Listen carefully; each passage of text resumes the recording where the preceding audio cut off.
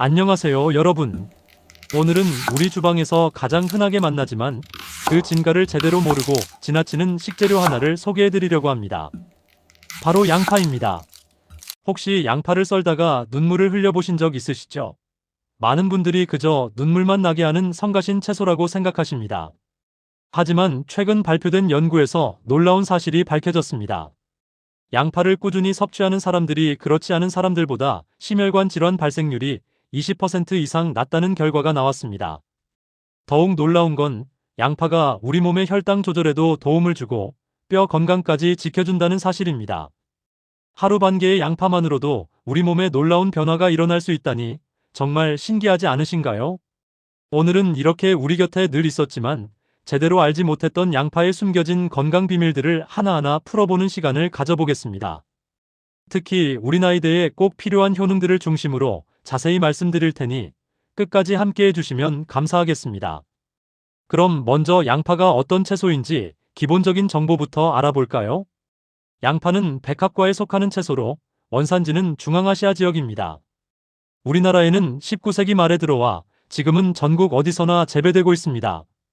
봄에 수확하는 햇양파부터 가을에 수확하는 양파까지 1년 내내 신선한 양파를 만날 수 있다는 것도 큰 장점입니다. 양파는 크게 흰 양파, 황색 양파, 자주색 양파로 나뉩니다. 우리가 흔히 보는 노란색의 황색 양파가 가장 대중적이고 매운맛이 강한 편입니다. 흰 양파는 단맛이 강해서 샐러드용으로 좋고 자주색 양파는 안토시아닌이 풍부해서 항산화 효과가 뛰어납니다. 이제 양파의 영양 성분을 살펴보겠습니다. 양파 100g 기준으로 칼로리는 약 40칼로리로 매우 낮습니다. 탄수화물이 9g 정도 들어있고 식이섬유는 1.7g 정도입니다. 단백질과 지방은 소량 들어있어서 다이어트 식품으로도 훌륭합니다. 하지만 양파의 진정한 가치는 칼로리나 3대 영양소가 아닙니다. 바로 퀘르세틴이라는 플라보노이드 성분과 알리신이라는 황화합물 때문입니다. 퀘르세틴은 강력한 항산화 물질로 우리 몸의 염증을 줄이고 혈관을 보호해줍니다. 알리신은 양파를 자를 때 나는 그 매운 냄새의 주인공인데 이것이 바로 항균 작용과 혈액순환 개선에 도움을 주는 핵심 성분입니다. 또한 양파에는 비타민C가 풍부하게 들어있습니다. 중간 크기 양파 하나면 하루 권장 비타민C 섭취량의 약 10%를 채울 수 있습니다. 비타민 B6, 엽산, 칼륨도 상당량 함유되어 있어서 전반적인 건강 유지에 도움이 됩니다. 특히 양파의 껍질 부분에 영양 성분이 가장 많이 집중되어 있습니다. 그래서 양파를 깔끔하게 다듬기보다는 겉껍질만 벗기고 최대한 활용하시는 것이 좋습니다. 이제 본격적으로 양파가 우리 몸에 어떤 좋은 영향을 주는지 알아보겠습니다.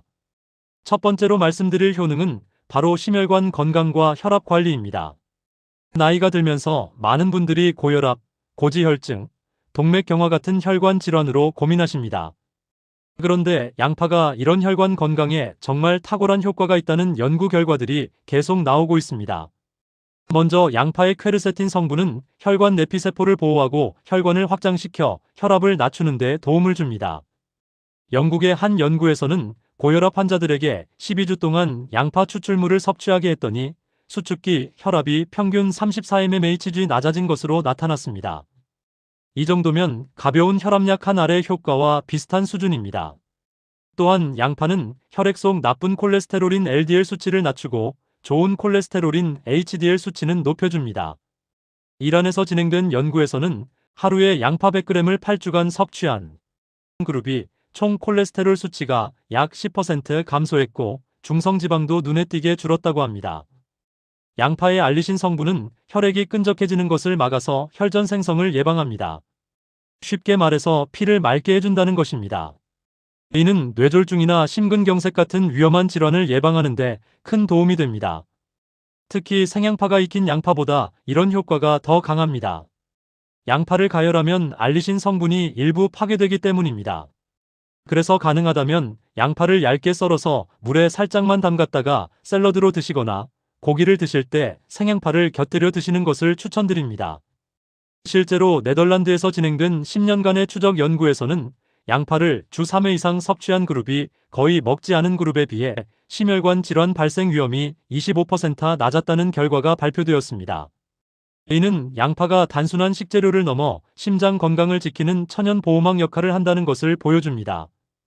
양파의 두 번째 주요 효능은 혈당 조절과 강력한 항산화 효과입니다. 당뇨는 이제 우리나라 성인 7명 중 1명이 앓고 있는 흔한 질환이 되었습니다. 혈당 관리가 제대로 되지 않으면 합병증으로 이어질 수 있어서 평소 식단 관리가 정말 중요한데, 이때 양파가 큰 도움이 됩니다. 양파에 들어있는 황화합물과 크롬 성분이 인슐린 민감성을 높여서 혈당이 급격히 오르는 것을 막아줍니다. 미국 당뇨병학회에서 발표한 연구에 따르면 제2형 당뇨병 환자들이 하루에 양파 100g을 섭취했더니 공복 혈당이 평균 10% 감소했다고 합니다. 특히 자주생 양파가 혈당 조절에 더욱 효과적입니다. 자주생 양파의 풍부한 안토시아닌 성분이 췌장의 베타세포를 보호해서 인슐린 분비를 원활하게 해주기 때문입니다. 만약 혈당 관리가 필요하신 분이라면 일반 양파보다 자주생 양파를 선택하시는 것이 좋습니다. 다음으로 양파의 항산화 효과를 말씀드리겠습니다. 우리 몸은 나이가 들수록 활성산소라는 유해물질이 많이 생성됩니다. 이 활성산소가 우리 세포를 손상시키고 노화를 촉진하며 각종 질병의 원인이 됩니다. 양파의 퀘르세틴은 비타민C보다 5배 이상 강력한 항산화 물질입니다. 이 성분이 활성산소를 제거해서 세포 손상을 막고 노화를 늦춰줍니다. 실제로 여러 연구에서 양파를 꾸준히 섭취한 사람들의 세포 노화 속도가 그렇지 않은 사람들보다 느리다는 결과가 나왔습니다. 또한 양파는 우리 몸의 면역력을 높여줍니다. 양파의 비타민C와 퀘르세틴이 백혈구의 활동을 활성화시켜서 세균이나 바이러스와 싸우는 능력을 강화해줍니다. 환절기에 감기에 자주 걸리시는 분들이라면 양파를 자주 드시는 것이 좋습니다. 그리고 양파는 뼈 건강에도 도움이 됩니다. 특히 폐경 이후 여성분들은 골다공증 위험이 높아지는데 양파의 성분이 뼈의 칼슘 흡수를 도와주고 골밀도 감소를 억제한다는 연구 결과가 있습니다. 스위스의 한 연구팀이 50대 이상 여성들을 대상으로 조사한 결과 매일 양파를 섭취한 그룹이 그렇지 않은 그룹보다 골밀도가 5% 이상 높게 나타났습니다. 암 예방 효과도 주목할 만합니다. 양파의 알리신과 퀘르세틴이 암세포의 성장을 억제하고 특히 위암, 대장암, 전립선암 예방에 효과적이라는 여러 연구 결과가 있습니다. 물론 양파만으로 암을 예방할 수는 없지만 건강한 식습관의 일부로 양파를 꾸준히 섭취하는 것은 분명 도움이 됩니다. 이렇게 좋은 양파지만 모든 음식이 그렇듯 주의해야 할 점도 있습니다. 양파가 누구에게나 언제나 좋은 것만은 아니기 때문입니다. 첫 번째로 위장이 약하신 분들은 주의하셔야 합니다. 양파는 자극적인 성분을 포함하고 있어서 과다 섭취하면 속쓰림, 복통, 설사를 유발할 수 있습니다. 특히 생양파를 공복에 드시면 위산 분비가 과도해져서 위 점막을 자극할 수 있습니다. 역류성 식도염이나 위염, 위궤양이 있으신 분들은 생양파보다는 익혀서 드시는 것이 좋고 한 번에 너무 많이 드시지 않도록 주의하셔야 합니다. 두 번째는 혈액응고 문제입니다. 앞서 양파가 혈액을 맑게 해준다고 말씀드렸는데 이것이 때로는 문제가 될 수 있습니다. 이미 혈액 희석제나 항응고제를 복용하고 계신 분들이 양파를 과다 섭취하면 출혈 위험이 높아질 수 있습니다. 특히 수술을 앞두고 계신 분들은 수술 2주 전부터는 양파 섭취를 줄이시는 것이 안전합니다. 세 번째, 양파는 체질에 따라 알레르기 반응을 일으킬 수 있습니다. 양파를 먹은 후 입술이나 혀가 붓거나 피부에 두드러기가 생기거나 호흡곤란 증상이 나타난다면 즉시 섭취를 중단하고 병원을 방문하셔야 합니다. 마늘이나 파에 알레르기가 있으신 분들은 양파에도 반응을 보일 가능성이 높으니 특히 주의하시기 바랍니다. 네 번째는 신장 질환자의 경우입니다. 양파에는 칼륨이 많이 들어있는데 신장 기능이 좋지 않으신 분들은 칼륨 배출이 원활하지 않아서 고칼륨혈증이 생길 수 있습니다.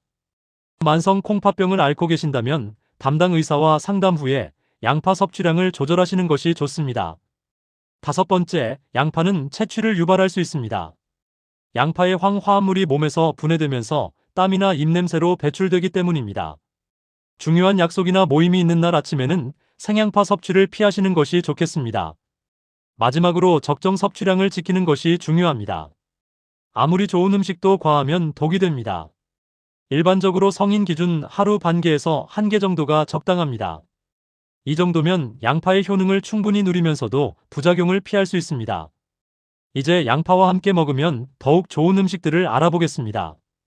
음식도 궁합이 중요합니다. 서로 시너지를 내는 음식들을 함께 드시면 영양소 흡수도 잘 되고 건강 효과도 배가 됩니다. 첫 번째는 토마토입니다. 토마토와 양파는 정말 환상의 조합입니다. 토마토의 리코펜과 양파의 퀘르세틴이 만나면 항산화 효과가 극대화됩니다. 특히 전립선 건강과 심혈관 질환 예방에 탁월한 효과를 보입니다.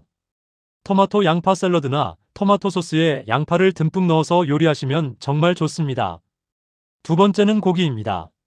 삼겹살을 구워 먹을 때 생양파를 곁들이는 것, 단순히 맛 때문만이 아닙니다. 고기의 포화지방이 우리 몸에 쌓이는 것을 양파가 막아주고 고기를 소화하는 것도 도와줍니다.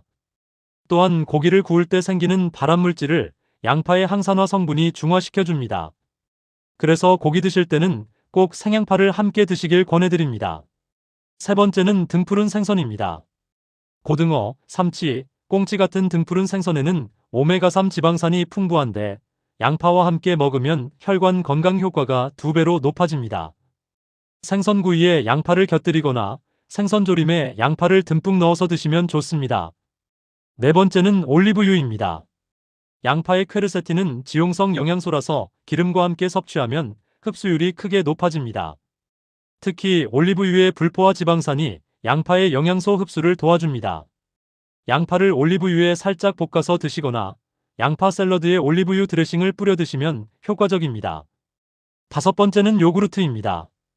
의외로 생각하실 수 있는데 요구르트의 유산균과 양파의 프리바이오틱스 성분이 만나면 장 건강에 아주 좋습니다. 양파가 유산균의 먹이가 되어서 장내 유익균을 증식시켜줍니다.